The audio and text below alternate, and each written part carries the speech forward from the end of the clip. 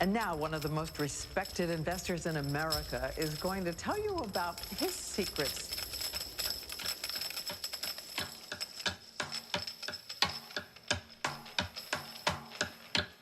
Warren Buffett. It's the sound of money. $9.2 billion. Buffett, the second richest man in America. He's estimated to be worth about $62 billion. It makes him the richest man in the world.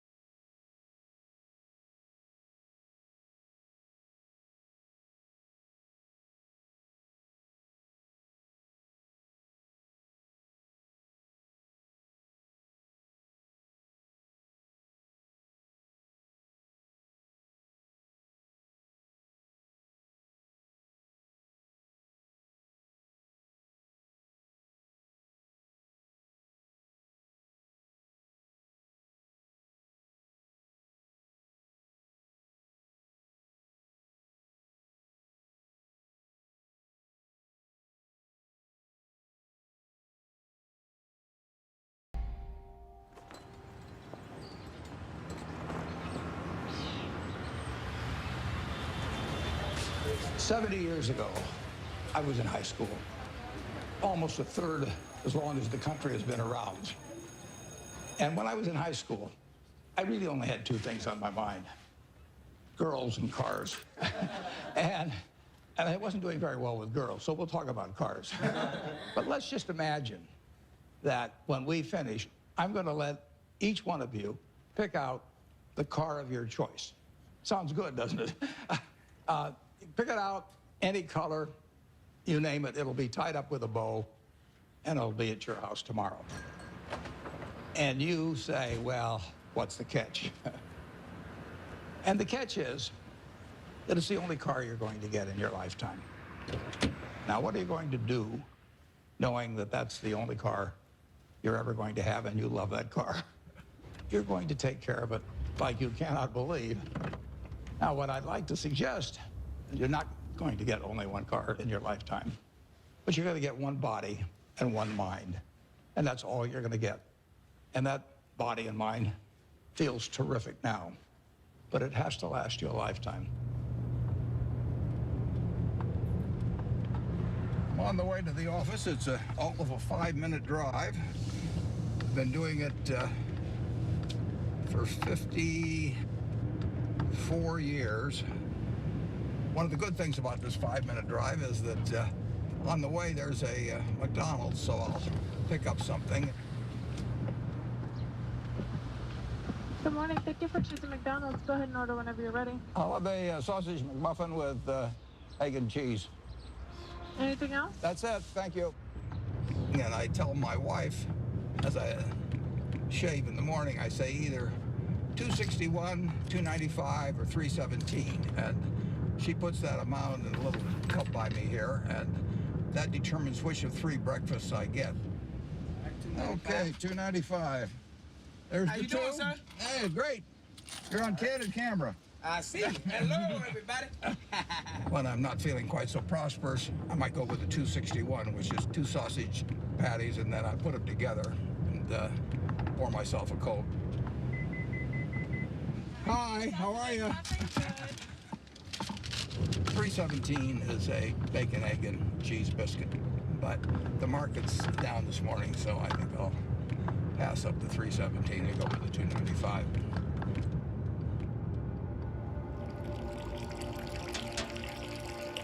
I like numbers. Started before I can remember. It just felt good working with numbers. I was always playing around with numbers in one way or another, and it was fun to have a bunch of guys over and have them betting on which marble would reach the drain first. I had a lot of energy as a kid. I was inquisitive, and I was the youngest one always in the class because I'd skip. I've always been competitive. I like to read more than most kids. I really like to read a lot. My Aunt Edie gave me a copy of the World Almanac And that was heaven to me. And I can still tell you that the almost population was 214,006 in 1930. Some numbers just kind of stick with you. And very early, probably when I was 7 or so, I took this book out of the Benson Library called 1,000 Ways to Make $1,000.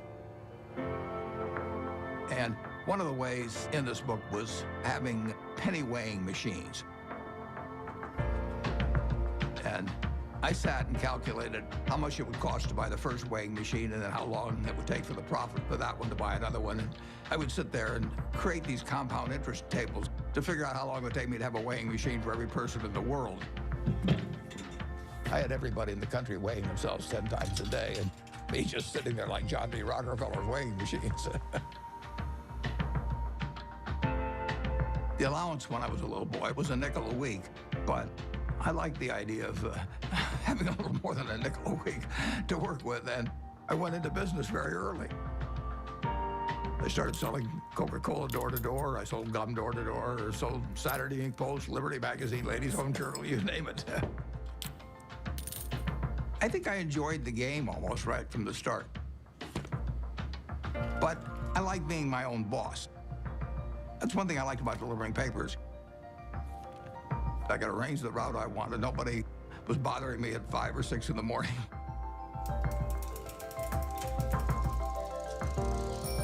I was delivering 500 papers a day, and I made a penny a paper, but in terms of compounding, that penny turned into something else.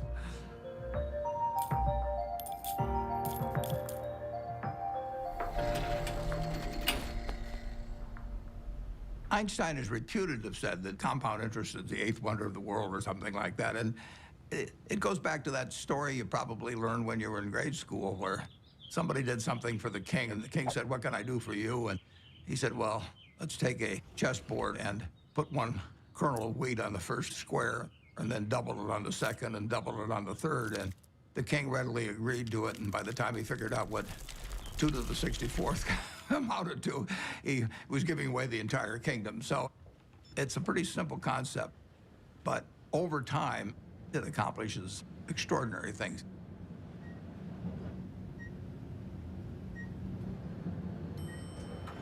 Berkshire is an amazing company. It's 4th largest company in the Fortune 500. He is the only person who has ever, from scratch, built a company that is in the top 10 of the Fortune 500.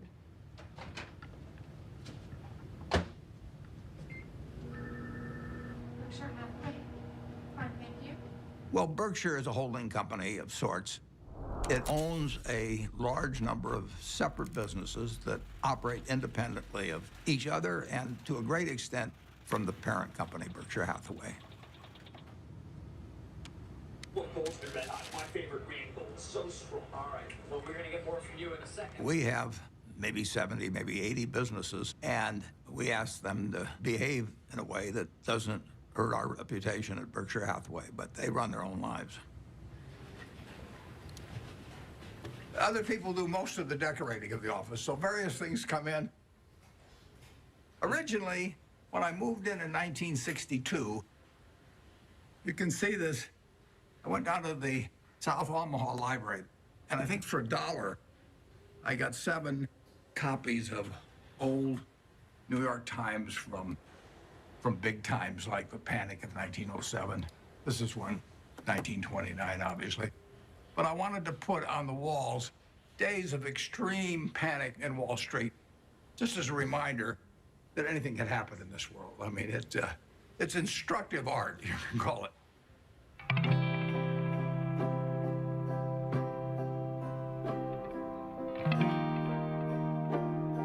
I was born in 1930 here in Omaha, Nebraska, during the stock market crash. Well, my dad lost his job in 1931, a year after I was born. He was a stock salesman, and he had what little savings he had in the bank, and so he started his own company. He worked right through the Depression.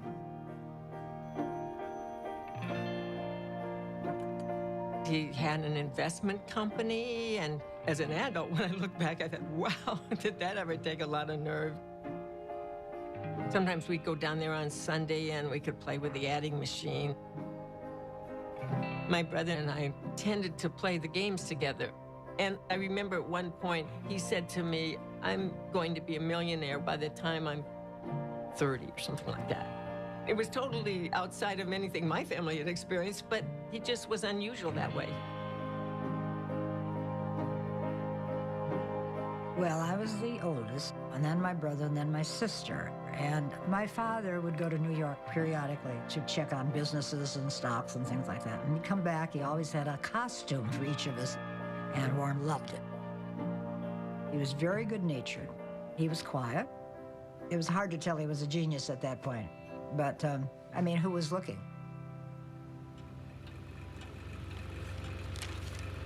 The first books I read on investment were actually in my dad's office. Pretty soon I read all the books in the office and read some of them more than once. My dad had various nicknames for me. He'd call me Fireball sometimes because I'd start little businesses. He didn't care about money at all. He believed very much in having an inner scorecard and never worry about what other people are thinking about you. You know, just if you know why you're doing what you're doing, that's good enough. I admired everything about him to the extent that I was absorbing lessons from him without knowing it. And the idea that all lives have equal value is something that all three of his children felt since I can remember. My dad, at one point, ran for Congress when I was 12 or so. It was a very Republican household. I campaigned for him, my sisters campaigned for him. The whole family did. My mother was very, very bright, and she was very gregarious. She was a good campaigner for my dad. She had a lot of ambition, and I think my brother Warren got a lot of his extreme competitiveness from my mother, actually. She was brilliant at math. You know, I guess they still had these things where you cranked them and things added up, and she could add it in her head faster than the machine could do it. She was absolutely amazing in that. She was very dutiful about taking care of the kids, but you didn't get the same feeling of love. It was there, but it didn't come out the same way as with my dad. In the nation, the only permanent way to prosperity is a balanced budget. Unless that goal is achieved, all post-war plans will collapse like Hitler's conquest. You have heard Congressman Howard L. H. Buffett, Republican member of the House of Representatives from Nebraska. When I was about 12 or 13, we moved to Washington, my family, and I was mad. I was having fun in Omaha. I lost all my friends, and now I moved to a town where they were all strange. So I was very, very unhappy. At school, I just lost interest. I took pleasure in tormenting my teachers. At that time, for example, AT&T was the stock that all teachers owned for their retirement. And I decided that it would drive my teachers a little crazy if I went short the stock, because when you go short a stock, you're betting that it will go down. So I shorted 10 shares of AT&T and then brought the confirmation to school and showed these teachers that I was shorting the stock. They found me a big pain in the neck, but they did think I knew a lot about stocks.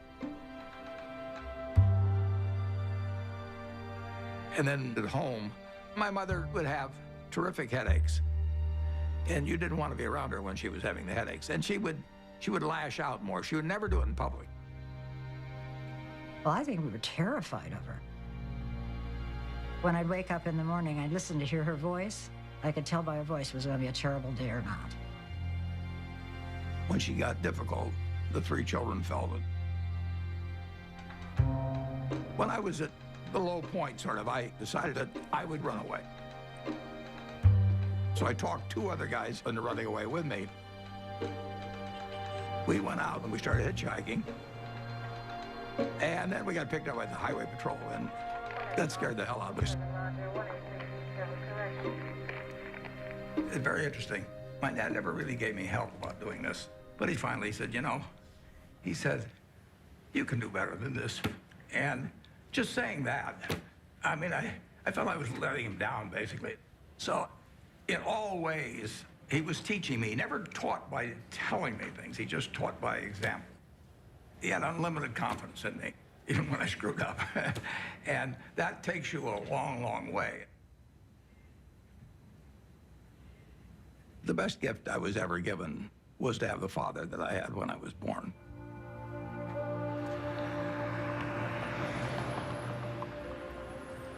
I didn't want to go to college. I was 16 when I got out of high school, and I was buying stocks. I mean, I actually was having a pretty good time, and I didn't see that there really was much to be gained by going to college, but my dad kind of jollied me into it. He had a roommate who was a friend of mine, and the roommate said it just drove him crazy because he studied all the time, and Warren would come in like 15 minutes before the exam and just ace his way through it.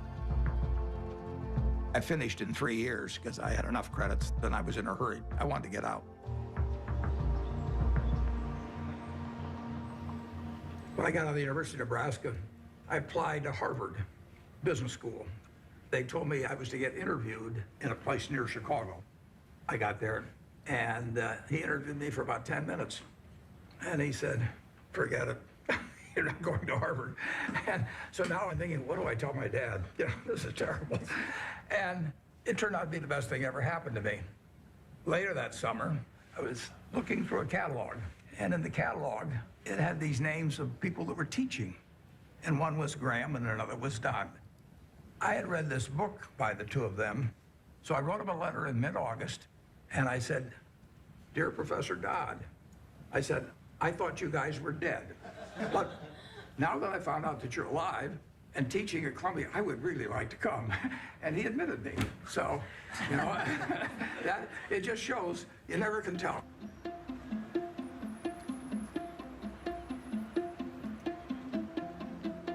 Gentlemen, that's Graham.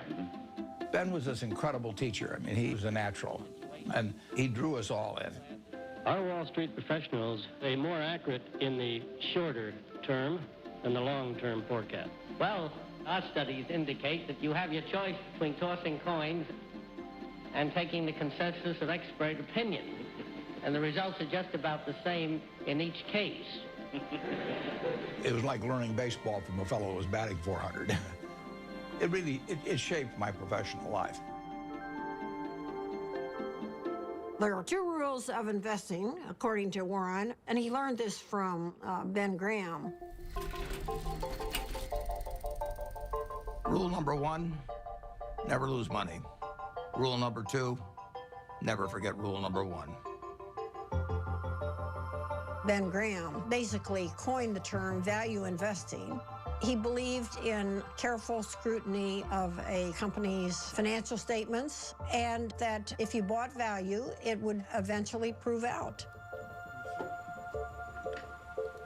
A few years ago, I went to Amazon, and sure enough, they had this manual there. So, while reliving my youth, other guys were going to Amazon probably and buying old Playboys or something, but I bought old Moody's manuals instead. And when I got out of school, I started selling stocks. I was 20 years old at the time and looked about 16 and acted about 12. So I was not the most impressive salesperson anybody ever met. But what I would do was I went through page by page looking for possibly undervalued stocks. Is this like going through an old family album? Better.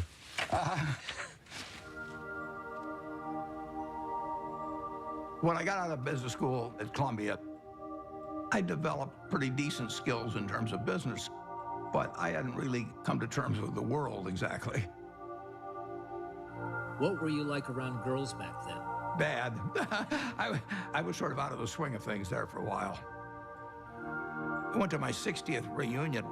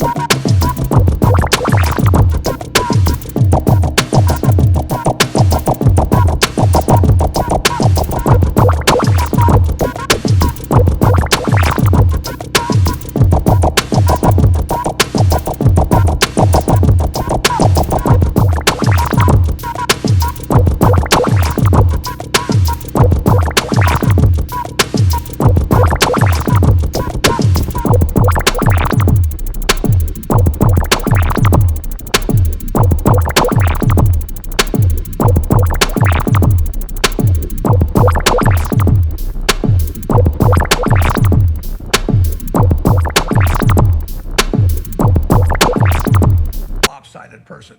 And it took a while, but she just stood there with a little watering can and just nourished me along and changed me.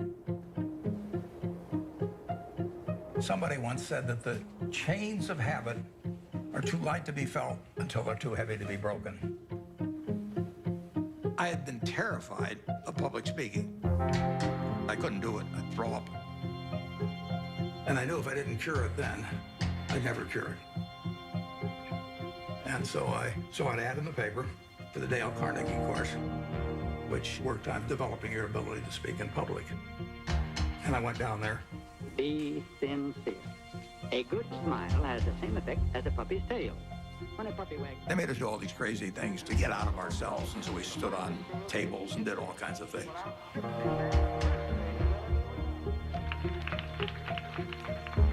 If I hadn't have done that, my whole life would have been different. So in my office, you will not see the degree I got from the University of Nebraska. You'll not see the master's degree I got from Columbia University, but you'll see the little award certificate I got from the Dale Carnegie course. As a matter of fact, every week, the instructor would give a pencil to whoever had done the most with what we'd learned the week before. And so in the fourth or fifth week, I proposed to her mother, and she said yes. And so that week, I won the pencil, and I also got engaged. I mean, it was an incredible week. The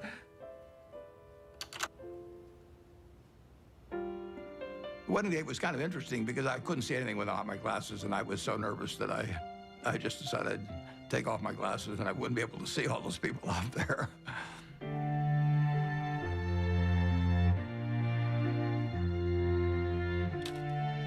She was 19 when we got married, and I was 21. But she was so much more mature than I was, there's no comparison.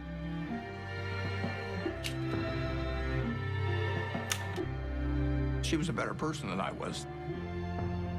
But when you get married, it's not a question of saying I'm going to put a 14% factor in for humor and 17% for intellect and 22% for looks. It doesn't work that way. I knew it was the right decision, and it was.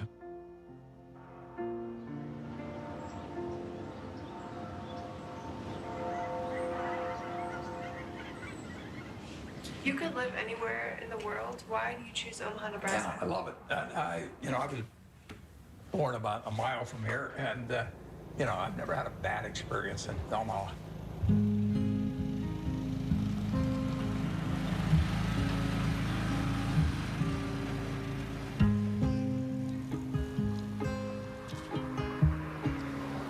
Omaha and Nebraska are home to me. Everything about it seems like home. It's a pace, it's relationships. There's a lot of continuity, there's a lot of community, there's a lot of friendship. It's a very solid place and friendly place in which to grow up and in which to conduct a business.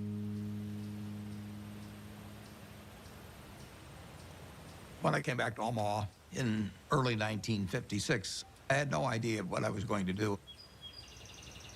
But a few months after I came back, some members of the family said, what should we do with our money? And I said, well, I'm not going back in the business of selling stocks, but if you would like to join me in a partnership, I said, I'll be glad to do it. So within a couple of months after coming back, I set up the first partnership.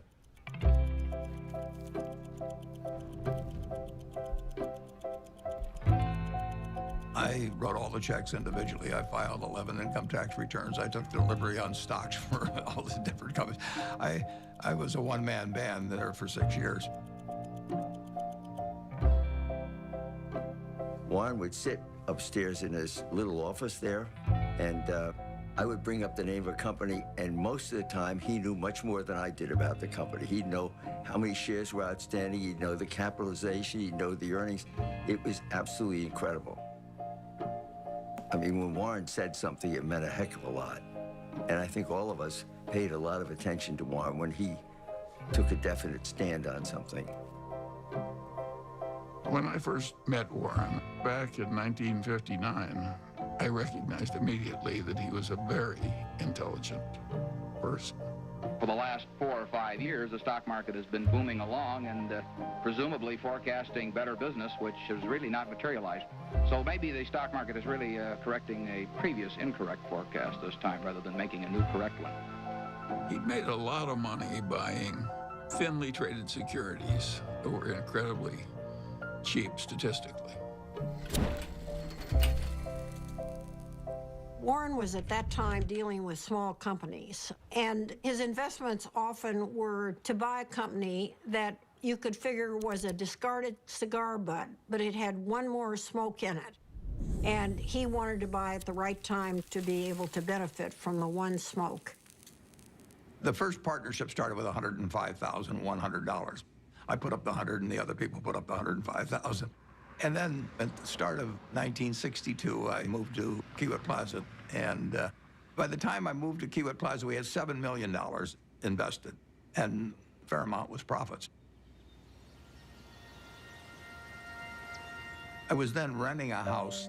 I never owned a house to that point.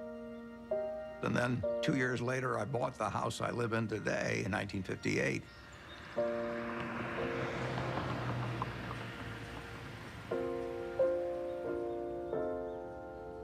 We had 3 children, Susie and I. And we had them young, incidentally, which was, I think, a very good thing.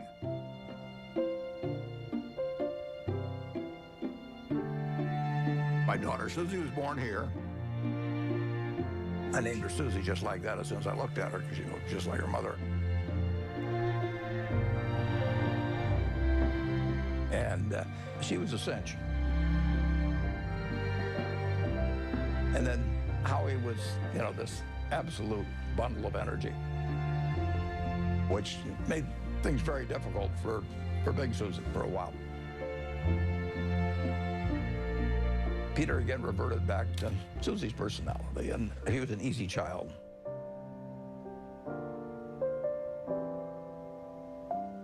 Well, you know, I would describe my childhood as normal, but who knows what normal is? People often think, you know, well, Warren Buffett was this famous rich guy. He was not famous and he wasn't rich when we were growing up. What I saw first and foremost, day in and day out, was consistency. Every day we'd hear the garage door close in the house, and then like clockwork, my dad would come in the door, I'm home, and we'd all eat dinner together, which I think surprises a lot of people. My dad used to rock me to sleep at night and sing Over the Rainbow. So I have this insanely sentimental attachment to that song. I've always had a really close relationship with him.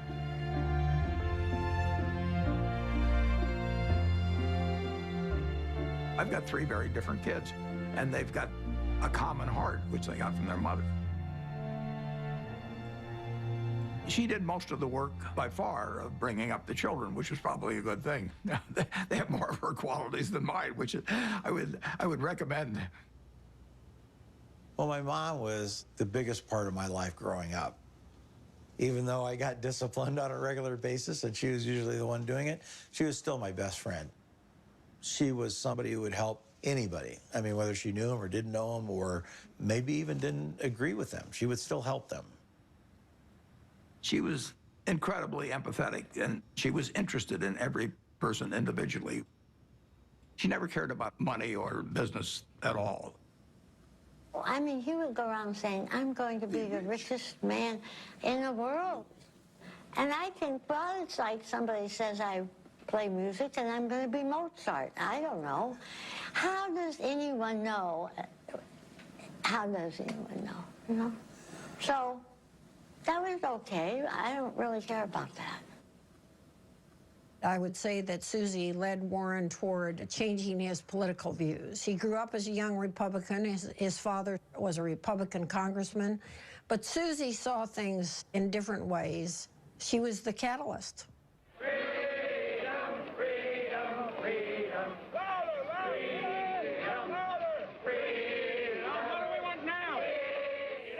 When the children were growing up, I was very involved in civil rights. I was immersed in it, and I think that's what made Warren a Democrat. He would go with me to hear speakers. I remember that speech that Martin Luther King gave. That was one of the most inspiring speeches I've ever heard. I come to say to you this afternoon, Took me right out of my seat. My wife was with me, and we both had the same experience. It was interesting. In that speech, he talked about truth forever on the scaffold, wrong forever on the throne, but that scaffold sways the future. Well, he was going to be dead in 6 months, but that scaffold did sway the future. My wife was more active than I was, but I was 100% with her mentally. I was just working a little more on my own investments.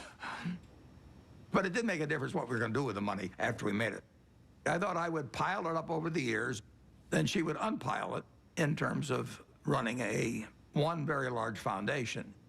And I was particularly good at compounding money, and therefore society would benefit by waiting. I was genetically blessed with a certain wiring that's very useful in a highly developed market system where there's lots of chips on the table, and I happen to be good at that game. Ted Williams wrote a book called The Science of Hitting, and in it he had a picture of himself at bat and the strike zone broken into, I think, 77 squares. And he said if he waited for the pitch that was really in a sweet spot, he would bat 400, and if he had to swing at something on the lower corner, he would probably bat 235. And in investing, I'm in a no-called strike business, which is the best business you can be in. I can look at 1,000 different companies, and I don't have to be right on every one of them, or even 50 of them. So I can pick the ball I want to hit. And the trick in investing is just to sit there and watch pitch after pitch go by and wait for the one right in your sweet spot. And if people are yelling, swing you bum, ignore them. There's a temptation for people to act far too frequently in stocks simply because they're so liquid. Over the years, you develop a lot of filters. And I do know what I call my circle of competence. So I stay within that circle, and I don't worry about things that are outside that circle. Defining what your game is, where you're going to have an edge, is enormously important.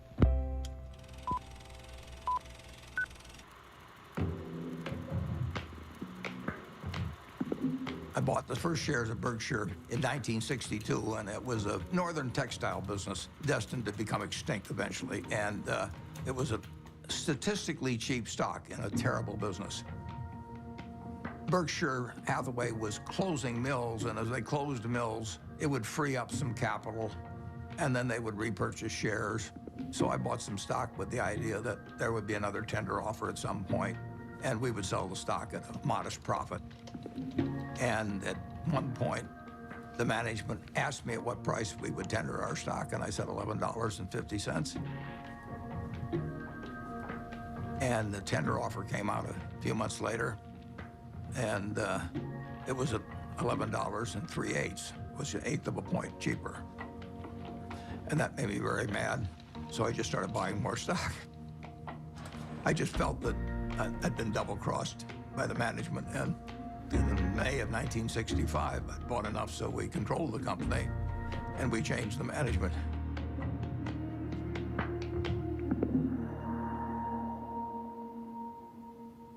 That was a pretty silly way to behave, as Warren has recounted in retrospect. One of the reasons Warren's successful is he's brutal in appraising his own past. He wants to identify misthinkings and avoid them in the future. But it was an accident that he chose Berkshire Hathaway. If the chairman hadn't tried to cheat him out of an 1/8, there wouldn't have been any Buffett-Berkshire Hathaway history. If you're emotional about investment, you're not going to do well. You may have all these feelings about the stock. The stock has no feelings about you. Looking back, it's interesting, that tender offer, I didn't realize it, but it happened about 5 days after my dad had died. And whether that had affected me or not, I don't know. Do you remember your last conversation with your father? Yeah, but I don't want to talk about it.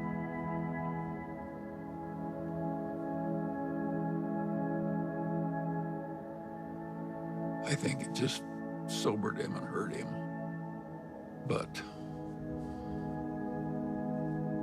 Warren Soldiers On. Both Warren and I could look at our fathers and see what they did right and what they did wrong. Warren's father was a real old-fashioned right-wing ideologue. And his father was so intense about it that Warren just decided that it was a mistake. It cabbaged up your head to be that much of an ideologue. So he loved his father, but he didn't want to become that much of a true believer in anything. My politics became more overt after my dad died. Civil rights changed my views. You know, in 1776, Thomas Jefferson wrote, all men are created equal, and then when they wrote the Constitution, they all of a sudden decided that, no, it was just 3/5 of a person if you were black. I mean, that struck me as kind of crazy. I was talking to him one day about some racial issue, and he said to me, wait till women discover they're the slaves of the world. Now, how many men were cognizant of that, and even women then? The initial example is really my mother. She came from a generation where the main function of the wife was to help her husband in the job. And my sisters are fully as smart as I am. They got better personalities than I have, but they got the message a million different ways that their future was limited, and I got the message that the sky is the limit. And it wasn't due to a lack of love or anything of the sort. It was the culture. On the other hand, you can look at the flip side of that and say it's quite encouraging, because if you look at what this country accomplished, only using half of its talent, you know, just think of the potential for the future. I'm enormously bullish on America over the future, and part of the reason is that we, by some rather stupid decisions, essentially put half our talent on the sidelines. Warren is probably the most rational person I've ever met. Charlie Munger would be a close rival. And Charlie became a man that Warren depended on heavily. And I think his first experiences in the discarded cigar butt era convinced him that it was not exactly where he wanted to be. He'd made so much money for so long doing what he'd been taught by Ben Graham, which is to buy these very cheap stocks. And if they were cheap enough, he didn't care it was a lousy company and a lousy management. He knew he was going to make money anyway just because of the cheapness. Charlie Munger has had a big impact on me in moving me toward looking for wonderful companies at fair prices rather than fair companies at wonderful prices. And that was enormously important because it enabled Berkshire to scale up in a way that would have been impossible to do otherwise. Yep. What are the key indicators you look for within companies before making an investment? Well, I look for something that does give them a moat around it. We have a company called See's Candy out on the West Coast. See's Candy is boxed chocolates.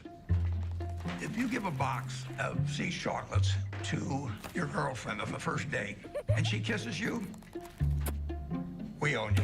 You know, I mean, we can raise the price tomorrow and you'll buy the same box. You're not going to fool around with success. So the key there is the response. You do not want to go home on Valentine's Day and say to your wife or your sweetheart, preferably they're the same person, you don't say, here, honey, I took the low bid. It doesn't work. Price is, to a degree, is immaterial. If you've got an economic castle, people are going to come and want to take that castle away from you. And you better have a strong moat. You better have a knight in the castle that knows what he's doing. You're not buying an asset. You're buying a name. You're buying a brand. You're buying a real franchise here. And Charlie was more responsible for that than anybody. We were mental partners right from the moment we met. I want to know, going back 50 years, what it was like when you first met Warren. Well, I thought he was a prodigy. And I got a lot of criticism. My wife said, why are you paying such enormous respect to that young man with a crew cut who won't eat vegetables? He's ungodly smart. He's got a much broader intellect than I do. And he's magnificent at being able to condense important ideas into just a very few words. If you're not interested in the economic scene right now, you're mentally dead. Charlie has no tact. All right, let's talk a little bit about bankers. Charlie on Friday compared them to heroin addicts. Yeah, well, that's colorful, Charlie, but I would not have chosen that. I once wrote of him that when they handed out humility, he didn't get his fair share. The ideal way to run a headquarters is to have one man, preferably over 80, sitting in an office by himself. Anything else is pure frippery. He's always honest in what he tells me, so I listen to him. We never had an argument. We just kind of roll with it easily. Suppose Warren doesn't want to do something that I would have done. And suppose that happens 4 times over 40 years or something. What the hell difference does it make to me? Net, the record is working out fine.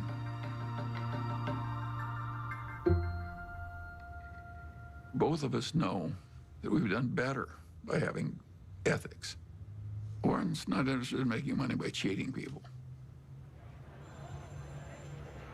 Warren's opinions of Wall Street investment bankers would not endear him to their mothers. He feels that they're, for the most part, not out for their clients. They're out for their own business interests. In the late 1960s, there were just a flood of accounting shenanigans and mergers built upon false accounting and misleading people. It was a time when a lot of charlatans were prevailing in Wall Street and were being applauded by Wall Street. And I understood what the game was about, but I didn't want to play in it. So I closed down the partnership at the end of 1969, and I took on the title of chairman for Berkshire Hathaway. Well, I think the modern Berkshire is pretty much all a reflection of Warren. I have constructed a business that fits me. It's kind of crazy to spend your life painting if you're painting a subject you don't want to look at. I've gotten to paint my own painting in business on an unlimited canvas, in a way. It's a different sort of place. I work with a great group of people that make my life very easy and that take good care of me. We have 25 people in the office, and if you go back, it's the exact same 25, the exact same ones. We don't have any committees at Berkshire. We don't have a public relations department. We don't have investor relations. We don't have a general counsel. We don't have a human relations department. We just don't go for anything that people do just as a matter of form. It's exactly the life I like. And it's not work to me. It's just a form of play, basically.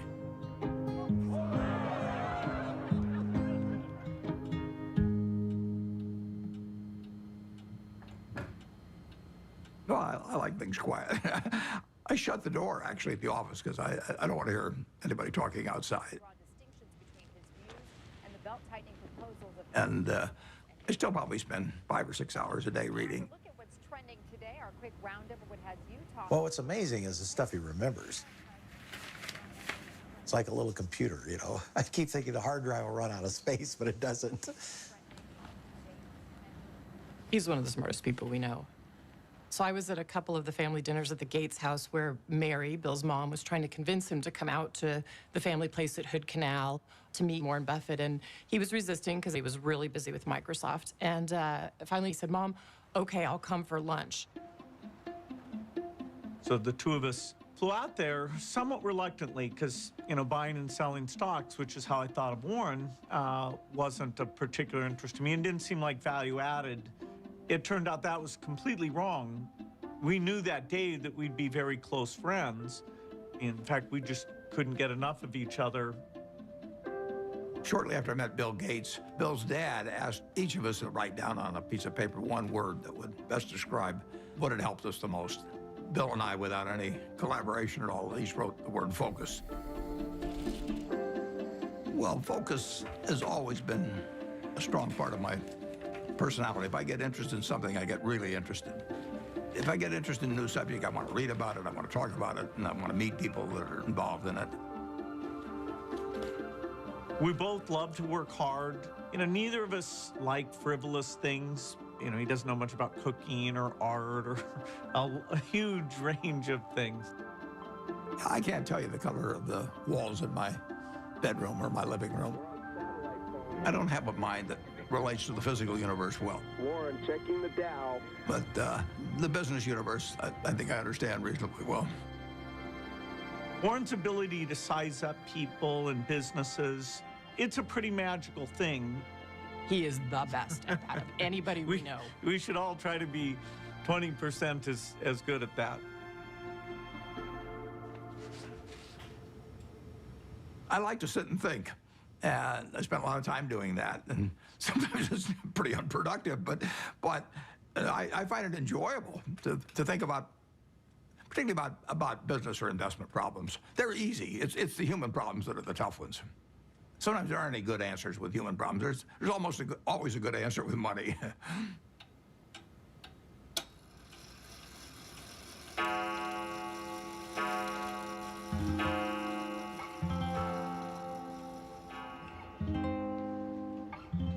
He was sort of a genius. I think sometimes geniuses are by default lonely and isolated. He was not really well adjusted.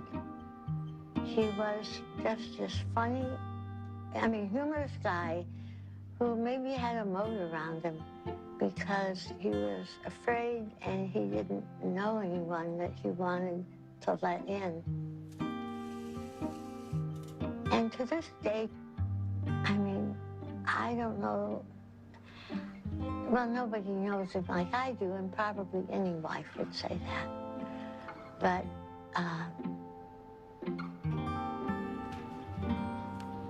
he's a loner in a sense.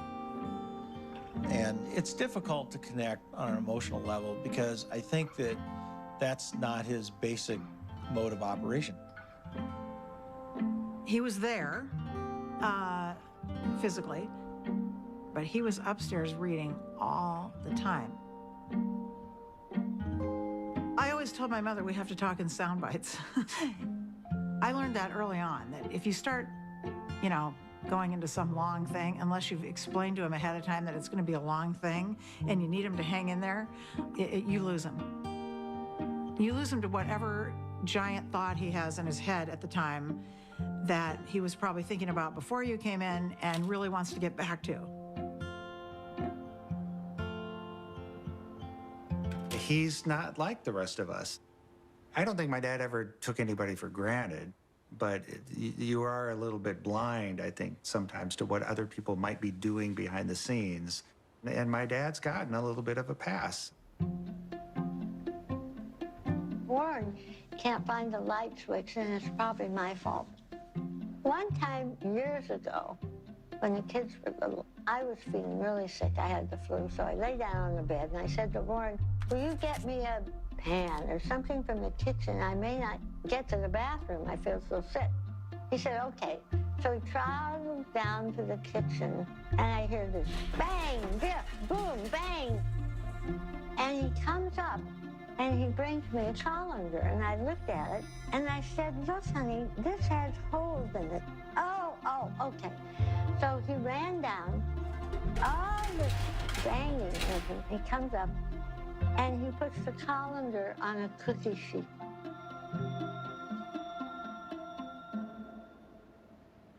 Physical proximity to Warren doesn't always mean that he's there with you. He's so cerebral, you see.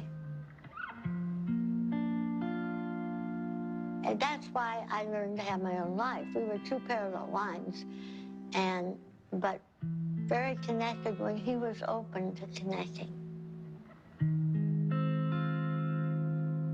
I did make a joke at one point. I said, we could make a tape of Mom yelling, bye, Warren, I'll be back later, and then have the door slam, and you would just think she was here.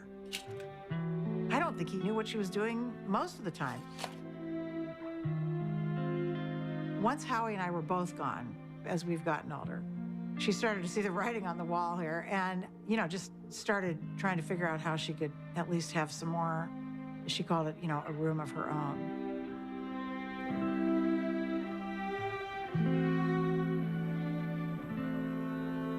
The worst mistakes involve not understanding other people as well as you might.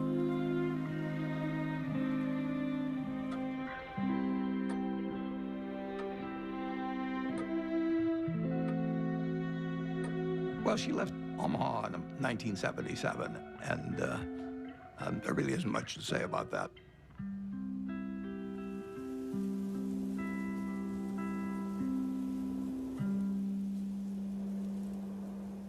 It was devastating for him. And I came home because I can't say I was mad at her exactly, but I kept thinking, how can you leave him? He can't function by himself.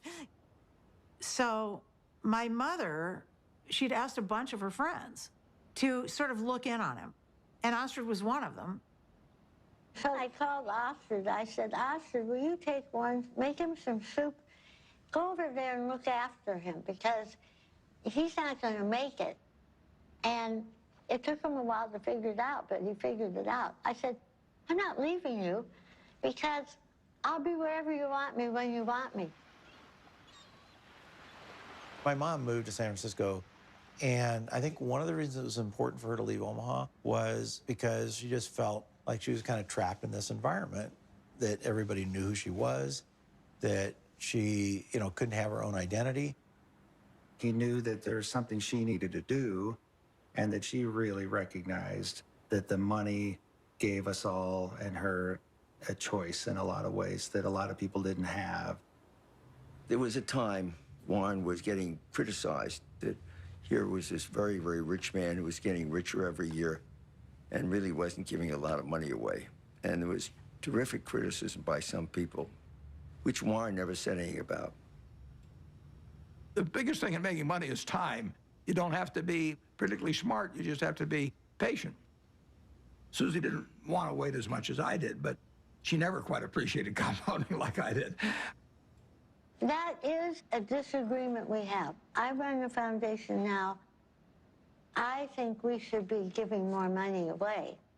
But I understand why we don't, because it's business. To me, the crux of it is that it wasn't the money itself.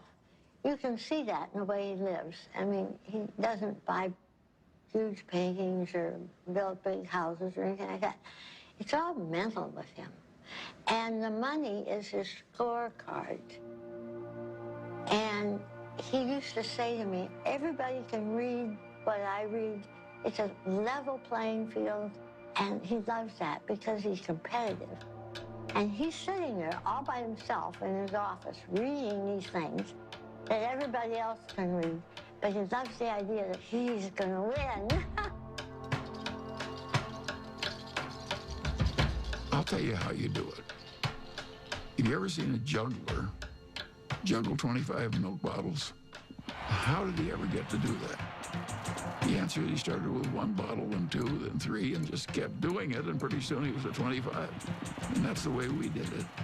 So basically, we started out with cash and ended up buying a bunch of businesses, including insurance companies. Insurance is in itself a profitable business, but it has the additional advantage of creating something that's called float. And float is the money that hangs around Berkshire while a claim is waiting to be paid. And Warren turned out to have an extraordinary ability to use the money thrown off by the float to buy companies that fed the growth of Berkshire. In 1983, Mrs. B cashed in on her business by selling control for $55 million to a company owned by investor Warren Buffett.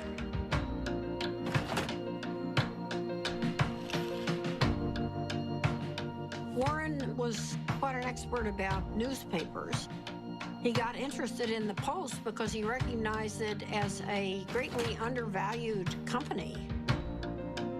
He had to write me a letter, Dear Mrs. Graham, I've just bought 5% of your company, and I mean you no harm. And I think it's a great company. I know it's Graham owned and Graham run, and that's fine with me. And I thought, whoa, this guy's really terrific. He used to come to board meetings with about 20 annual reports. And he would take me through these annual reports. I mean, it was like going to business school with Warren Buffett. Kay Graham did introduce Warren to the world of Washington. Entirely different group than he had ever dealt with before. It was clear that working with Kay gave him a different kind of confidence, and he was the star. Everyone wants to hear what Warren Buffett has to say. The Oracle of Omaha, building his image and having some fun. Berkshire shares have increased more than 2,000% in value, one of the largest market capitalizations in the world, and it could grow a lot larger since Warren Buffett shows no sign of slowing down. So how did he do it? By investing in what he knows and understands. Good old-fashioned American brands like Coca-Cola, Fruit of the Loom, and Dairy Queen. What inspired you? This inspired me. Find what you like. Is that what Yeah, absolutely. Today, the Coca-Cola Company will sell almost 2 billion 8-ounce servings of one form or another of Coca-Cola products. Now, if you get an extra penny a day, a penny a serving, that's $20 million a day. That's $7.3 billion a year from 1 penny more. When you own Coca-Cola, you own a little piece of the minds of billions and billions of people.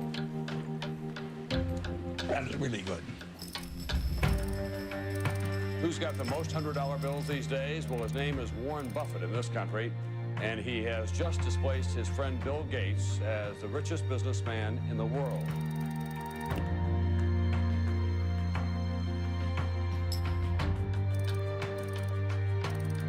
And the purpose of Wednesday's meeting was to discuss Buffett's company, Berkshire Hathaway's plan to purchase railroad giant Burlington Northern.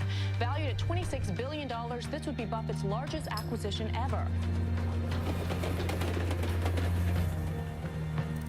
He's created Berkshire from virtually nothing into hundreds of billions of dollars of market cap. Nobody else has a record like that. He wanted to have an outstanding reputation, that he never really upset the apple cart when he bought a business, that he kept the management in place. He was establishing a reputation that paid off later in life. It's been building and building ever since I've known him. It takes 20 years to build a reputation, and it takes 5 minutes to lose it. When Warren made his investment in Solomon, I was one of the people, along with many, many others, who were quite amazed, because he had taken a very critical tone in talking about investment bankers and about their greed. And here he was investing in one, Solomon Brothers, that was known to be a member of the club. Warren and Charlie went on the board, and Charlie couldn't stand what was going on there and didn't like the culture at all. And shortly after they got involved, the thing exploded.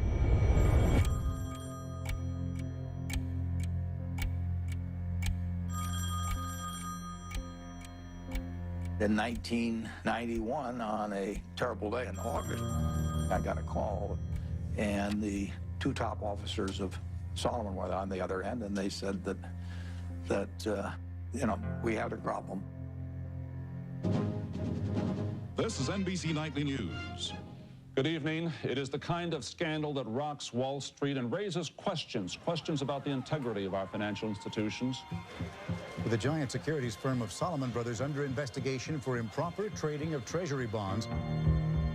Solomon admitted it exceeded the limit of trading in government bonds, once by buying bonds in the name of a customer who didn't even know about the deal. Solomon Brothers is under investigation by the Treasury Department, the Federal Reserve, the SEC, and the Justice Department. But more important than the fate of the firm itself is the impact their actions could have on the public trust and on the credibility of the American market worldwide.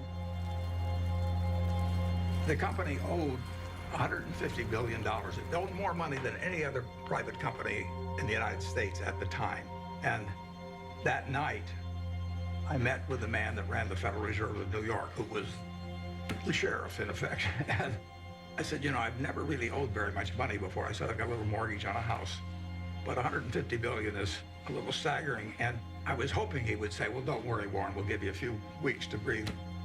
And he said to me, prepare for any eventuality.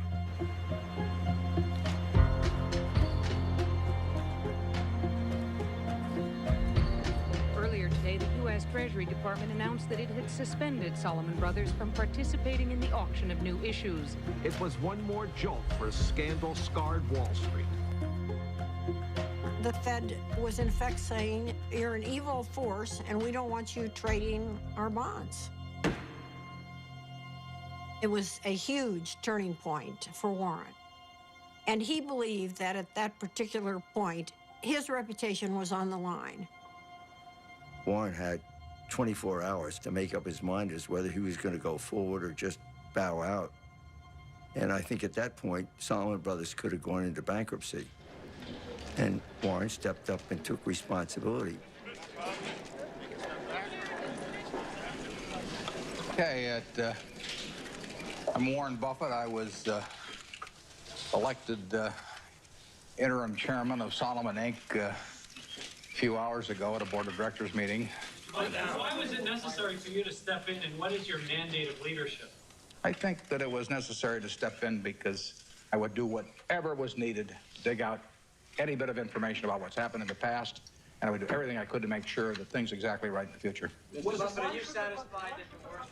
I had to convince the Treasury that what was done in the past was awful and stupid, and they had every right to be furious at us. But this firm employed 8,000 people, and it was going to go out of business unless they let us continue, basically. Warren believed that there was a too big to fail scenario. The term was not used then, but he believed that Salomon was too big to fail. And if Salomon went down, it would take other important parts of Wall Street with it. We had this death knell from the Treasury, so I called the Treasury. Nick Brady was the secretary. You know, I'm pleading for my life, and I'm sure my voice was cracking and everything else. I said, Nick, this is the most important day of my life. And that I really did feel that it was going to be a colossal disaster. He wasn't sure I was right at all. In fact, he probably thought I was wrong, but he knew that I felt what I was saying. So the Treasury modified its order, and in effect, of course, it was quite an endorsement. It was huge.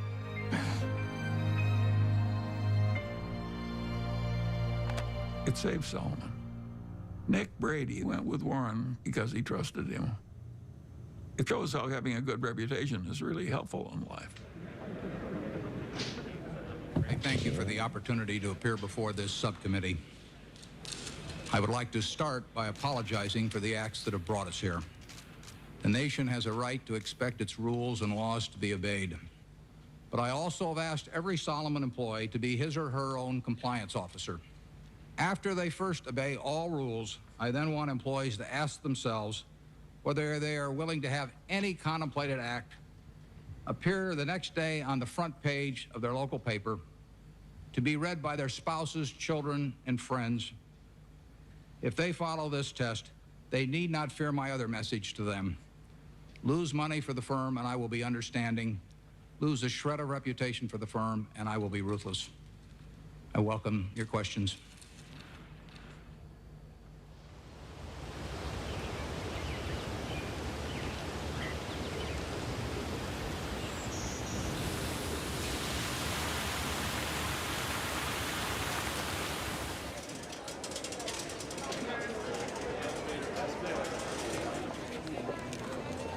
It's been 50 years since I formally took control of Berkshire Hathaway, and step by step, we've created something that is kind of what I dreamt we might create over time, but it took a lot of time to do it. It never seemed like we were making that much progress on any one day, but compound interest works. When you think back 50 years ago when you founded this company, did you ever imagine it would be the 5th largest company in the world? No, I didn't.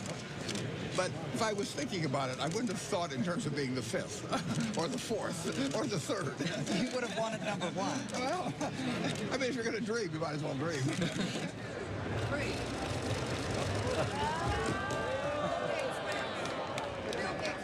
Well, a Berkshire Hathaway shareholders meeting is partly a fun festival. It's sort of a Mardi Gras for people that come every year. It's a chance for us to have a lot of fun and meet the people that have entrusted us with their money. Well, we used to have just 30 people in a cafeteria, and now we have this huge public spectacle. Celebration is part of making a group of people work well together. It's a celebration. We are glad you're here at our meeting. Be sure to check out our wares. We'll sell you See's candy and dilly bars and insurance for all of your cars. For it's buy all you see at the Berkshire Show.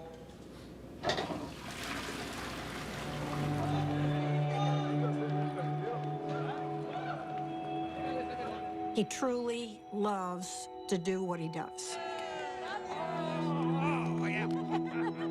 I think investors who own Berkshire Hathaway, they see themselves as a part of a community. There are more long-term holders of Berkshire than any company. People consider it a religion. They don't buy it with the idea they're going to sell it next week. I think most of them buy it with the intent of holding it for their lifetime, just like they'd buy a farm or buy an apartment house. At Berkshire, everybody gets the same information from the comprehensive annual report. We don't meet with the analysts. I'm not interested in what an analyst thinks about Berkshire. I'm interested in what the owners of Berkshire think about Berkshire. He came out of a private partnership where people he knew were trusting him. And he had his relatives in the partnership, and they were not rich. And as it got bigger, started treating everybody else the way he treated his relatives. In terms of our feeling toward the people who are shareholders, we regard them as our partners. They're not some faceless group of people. And that's why at the annual meeting, I love seeing 40,000 of them. It gives real meaning to what we're doing every day. Let's try. If you knew Susie like I know Susie, We just have a lot of love and respect for each other, and that's never changed. I don't go to most things in Omaha because I think Astrid lives there with him, and that's for her to do. And then we do all kinds of things. Strange as it may seem to people, I always think, who cares? If it's working between the people who are directly involved, who cares what anyone thinks? And my mother and Astrid were very close. They really, really loved each other. And I think that my mother was glad that she was there because she loved my dad. She wanted him taken care of and happy, and there's no one better than Astrid. I mean, she loves my dad. She wouldn't care if he had 1 cent. Well, Astrid has lived with me for a long time. She's done wonders for me. It worked well, but I don't think it'll work for lots of other people necessarily. Susie and I loved each other, and we admired each other, and we were totally in sync with what the other was doing, but we were two different individuals.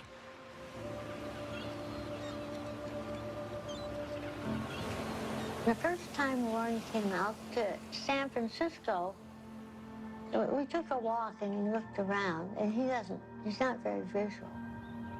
He was looking around and he said, this is your city.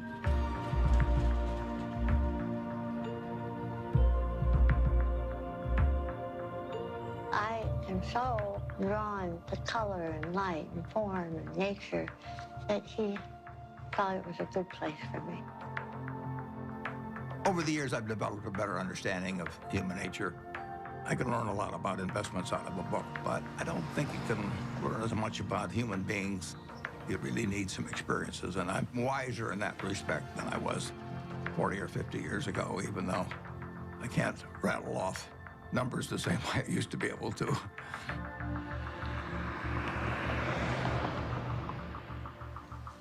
Well, I think that what we do reflects who we are. And that's true for everybody in this room. And if you do the work I do, you meet the best human beings in the world. People who've made a choice not to make money, but to serve other human beings. I think it's the best kind of life anyone could have. I was with her in Arizona at this Fortune Most Powerful Women's Conference, and she told me that she'd had a biopsy the day before, and I didn't really think much of it.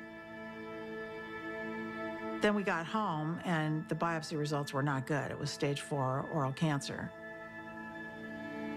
I was on my way to a board meeting in India, and I remember saying to her, you know, I'll see you when I get back. And she rarely cried, and she just started crying. I said, no, you need to stay here, and you need to come out for the operation. So we were all there, and the day she was going into the surgery that morning, my dad, it's funny, there's some of it he just can't, you know, he just can't. The thought of something happening to her was just, for him, you know, it was just the worst thing that could happen. She knew it was going to be really difficult. She knew the recovery was going to be brutal. So I think that she had that surgery for others. It was quite a big surgery. She couldn't talk, she couldn't swallow, she couldn't eat. But she came out, and I really was with her for the next 4 months or so. And my dad came out every week.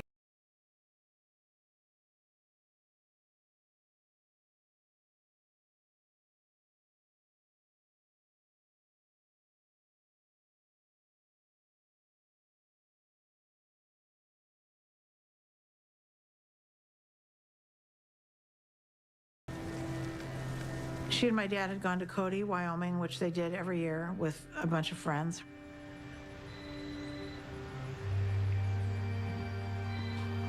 And my dad called, this was, I don't know, 8 o'clock at night or something. And he said, something happened to Mom. I'm in an ambulance. You need to come. I actually thought something happened to my dad. I don't know why I thought that, but I guess I thought, you know, my mom had this recovery, it was successful, and why would anything happen to her?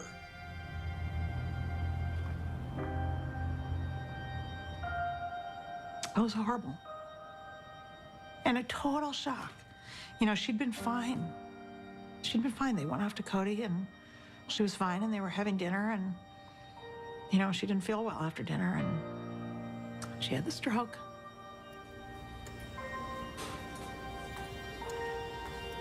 We went into the hospital room, and my dad was sitting there. He'd been sitting there all night, holding her hand. I was so proud of him, because when it came down to it, he knew what he was supposed to do, and he did it, which was nothing. So my dad went to sleep, and I sat with her, and I just kept putting my hand on her heart to see if she was breathing. And at one point, you know, I didn't feel anything. So I went out and I got the nurse. And I said, can you come in here? And she said, no, she's gone. So I have to say one of the worst moments of my life was waking my dad up to tell him that.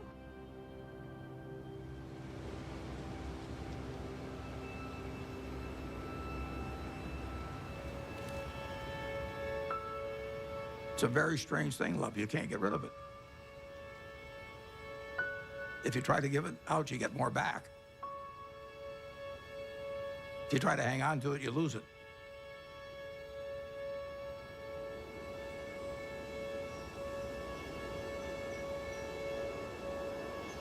Susie really put me together. She believed in me. She put me together, and well, not only turned out to be the person I turned out to be, but I actually wouldn't have been as successful in business without that. She made me more of a whole person.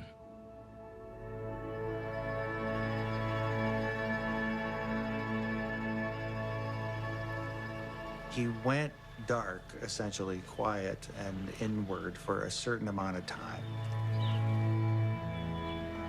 You know, my dad is a solitary guy, and he had lived essentially a solitary life in a lot of ways.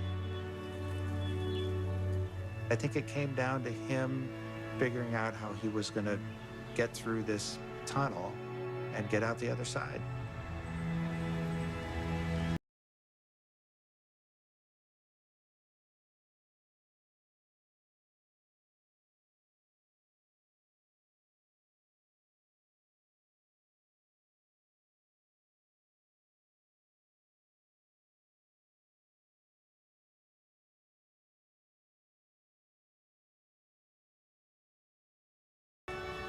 Welcome. I'm Patty Stonecipher, the CEO of the Bill and Melinda Gates Foundation. And we appreciate you coming today, especially since I sent a very vague and very late notice to ask you to come to a conversation with Bill and Melinda on the future of philanthropy. So let's get on with it.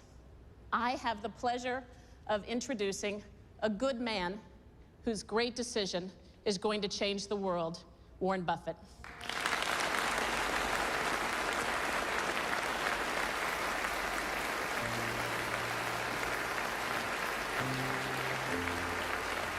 A remarkable decision tonight from one of the richest men in the world.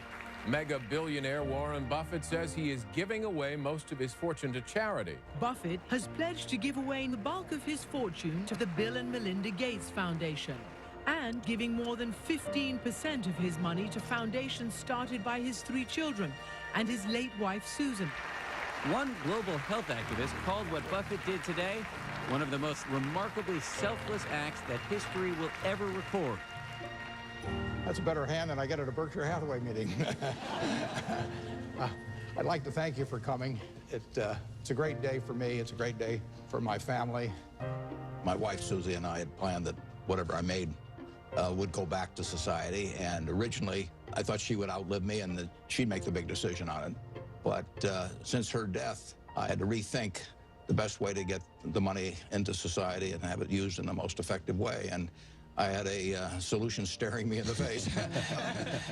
It was completely out of the blue. I mean, amazing.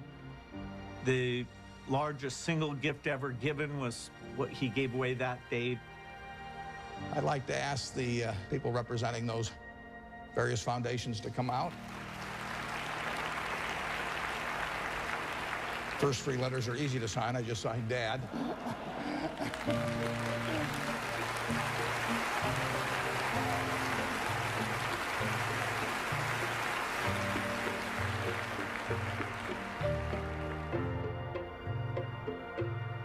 When he wrote the letter to us, he put something in that letter that was incredibly important to me, which was exactly how our foundation behaves, which is if you're going to try to bat 1,000, you won't do very many things that are important. But if you're willing to basically strike out a few times, you can really change something big. ICCN!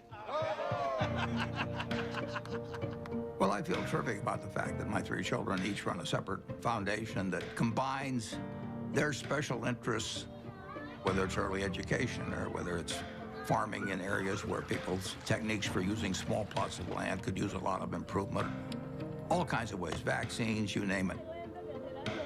More powerful than Buffett's gift is the message he's sending to other wealthy Americans, that those who have the least in this world should benefit from those who have the most.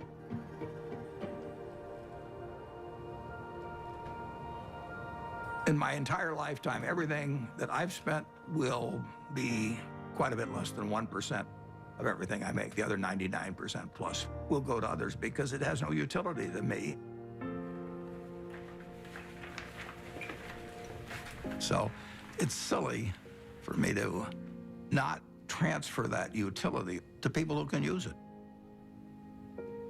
It's doing me no good.